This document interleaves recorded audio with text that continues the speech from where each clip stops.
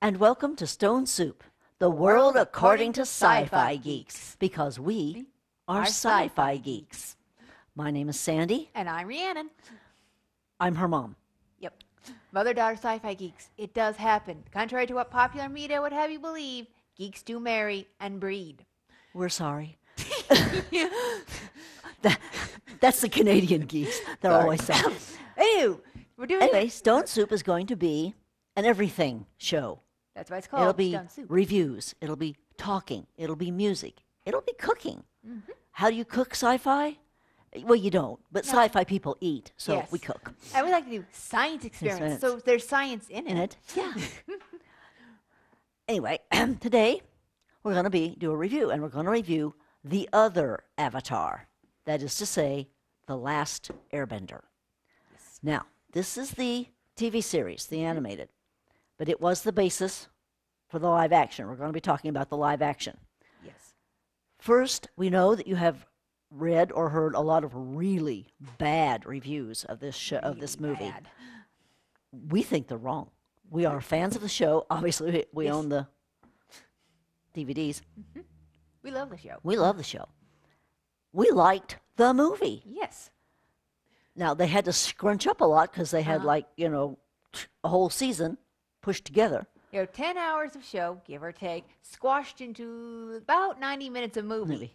Things are going to Okay. have to be dropped and changed. I suppose they could have, done a few more minutes of movie, but Yes, that would have been nice, really. well, maybe. But you got to. We don't know how this works exactly, but True. the director and the editor take everything they've got and start putting it together and start deciding, what they can keep and what they might have to get rid of. Yes.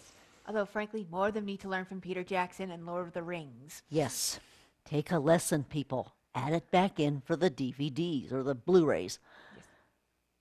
But I mean, there were moments when we were like, oh, I know that place. That looks exactly, because of course they had the ultimate storyboard. Yes. Now, Granted, they did a lot of things. Not wrong is kind of harsh, but things could have been done better. But they did a lot of things right, in our opinion. We loved Noah Ringer as Aang. Yes. We thought he was perfect. absolutely perfect. Okay, so maybe he's not the great Shakespearean actor of the age, but he's 12. Give him time, people. Also, Aang is 12. He acts like a 12-year-old. Yeah, he's the Avatar. He's only known that in his own head for about an hour. Well, no, a day Couple or of so. days. Couple of days at most. He's barely come to grips with it. Yes. The Oh, movie it's could- been 100 years, but he was frozen in the ice. Yes, he was asleep. He was asleep. The movie could have used a little more of his carefree attitude that we see in the series. But again, time limit. Yeah. And maybe live action, it just doesn't work. Could be. Now, Other thing they did right, Appa and Momo. yes. Appa just blew me away. I was like, are they even going to try to do that? Well, sure, you can CGI almost anything. But they were sitting on him. Yes. But again, they had to have Appa, because after all, he's our main mode of transportation. And they have to get all over their world. Mhm. Up, down, sideways, North Pole, South Pole, Everywhere east, in between. west, everywhere in between. They have to be able to get there. And they have to do it in a reasonable amount of time. And other than Appa, they're walking. And that is not a reasonable amount of No, time no. anymore. No, they don't have, And we're just happy they kept Momo. I figured Yeah. they'd drop him since he's basically the cute mascot of the show and doesn't do all that much of great importance other than look cute and occasionally cause mischief. So the fact they kept him, I'm just happy with that. And I think that was a monkey in a costume. I mean, I couldn't swear to it. It could, but some of it was maybe a CGI. Yeah, but when he's flying, that's CGI. yeah, that's CGI. But when he's crawling all over Aang, that's a monkey. Could be, could be. Now, the general feel of the movie was right, to us anyway. I mean, Yeah. a little more serious than the series, but again, it But had the to be series shrunk does, down. and the series does get serious. Oh, yes, it does. Actually, if anything, the movie lined up a little bit. If you've seen how the first season ends, compare that to the end of the movie, and some things got nicened, if you can believe it. You'll have to tell me about that. Anyway.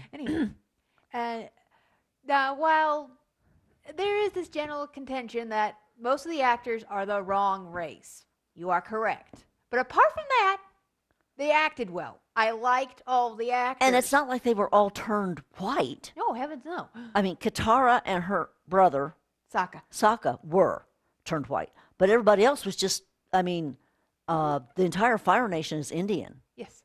Which is part of, That's you know, okay, because Asia. it's hot in India, you know. And the Earthbenders are still, you know, Asian looking, so hey. And actually, Aang is the only airbender left. He's white. Yeah.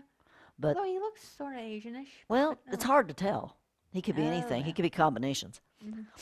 But it's just not that jarring. No. And I thought the kid who did Zuko was great. Oh, he was I mean, dead on. He exactly. was perfect. Mhm. He hit all the emotional points just right.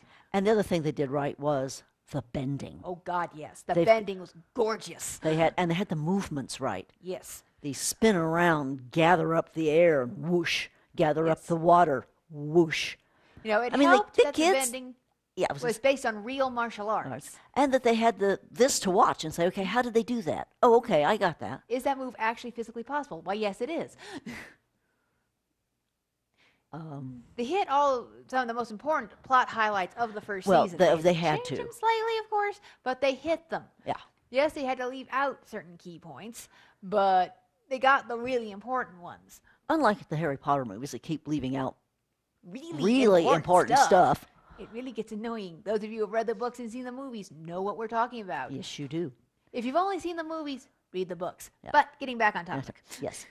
And there's also some really good foreshadowing.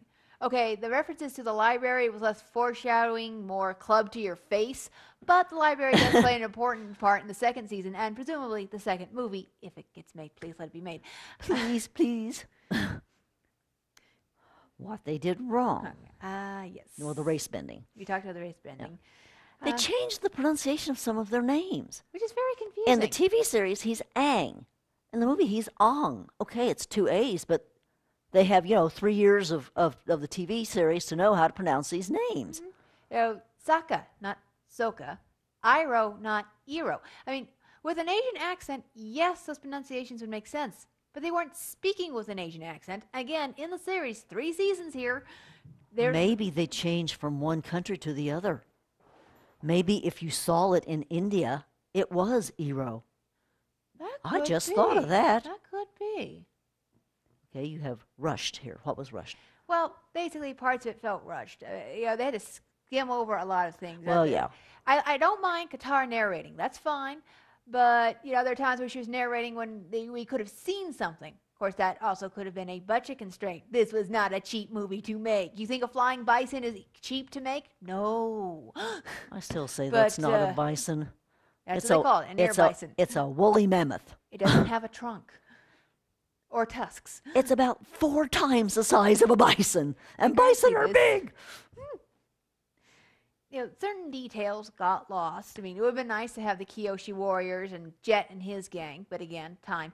However, there are certain points that really could have used some clarification. Like, how do they get Appa to the water tribe after they find Aang? I mean, carrying Aang, that's easy. Carrying Appa, that would be a task right there. How did Zhao figure out that the blue spirit was Zuko? In the series, he figures it out when he sees the swords on Zuko's wall.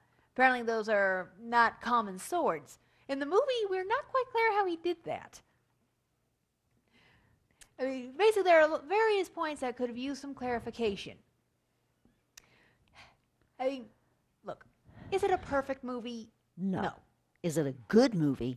Yes. We enjoyed it very much.